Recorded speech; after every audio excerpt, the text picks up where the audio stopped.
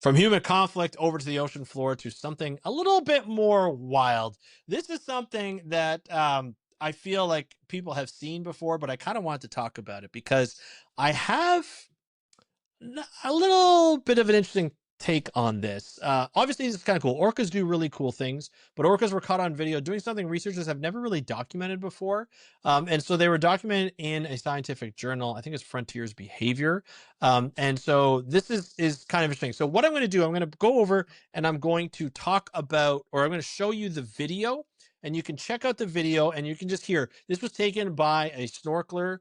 I believe it was in the Pacific. I think it was in the Pacific, Baja, California, I think. And then this was one of two incidences. There was another incident in Papua New Guinea, and I'm gonna show it to you right now with the sound. I think you can hear the sound with the sound and see, and you can see what happens. So it's kind of hard to tell. I'll let you watch it, and we'll go over it again. There's the orca on the right, and there. Oh, and then the orca smashes through it's a mola essentially, a dead sunfish that the orca was holding. And so you can hear the person kind of in the background kind of scream like, cow, I've never seen anything like it. So I'm going to go over it, and you can see it's hard to see, but you can see, I'm going to pause it here. You can see right here is the orca that's holding, kind of bouncing on its tail, the mola right here. And then there's going to be an orca that comes up from the bottom. This is a dead sunfish, and you're going to see it just kind of fly through out of nowhere, and bam, smashes through the sunfish. Like literally, the sunfish explodes as it gets rammed.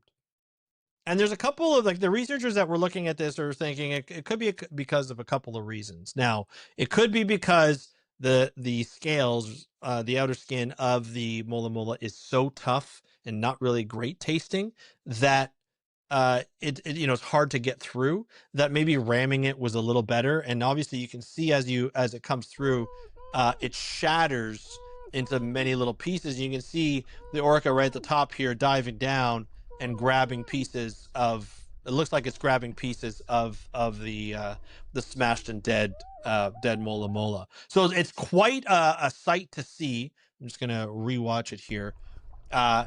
And I'm just gonna show right there. So right as it gets hit, it's quite a sight to see. These orcas, you never know what they're up to. You never know what they're doing. They have interesting hunting tactics. They work together, as you can see. They continue to work together here, and they are helping each other out. Where one holds the dead sunfish, and the other one rams it and just obliterates it. And so you don't really know why they're doing this. It could just be, like I said, because the skin is easier to get through, and you can break them into little pieces, and multiple orcas can feed off it instead of just one or two. But it also could just be that the fact that they're just playing around. These guys like to practice hunting, like to try new things. And orcas are very intelligent that way. And it could just be like one of those, hey, bro, I dare you to ram through that dead sunfish. And he's like, yeah, I got this, man. I'm going to do it. You can't do it. I'll do it. I'll show you what I can do. And that's what they do. And they've discovered that maybe there's a benefit to it. So who knows why they do it? Now, here's where it comes into an interesting take. I have an interesting take on the paper. So the paper basically describes two different videos of this happening.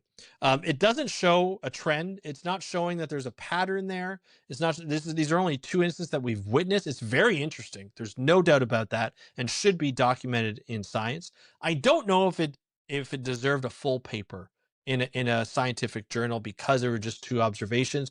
And a lot of that, like, and behavioral science is different from one of the science that I'm normally used to. I'm very analytical thinking, and so I see that.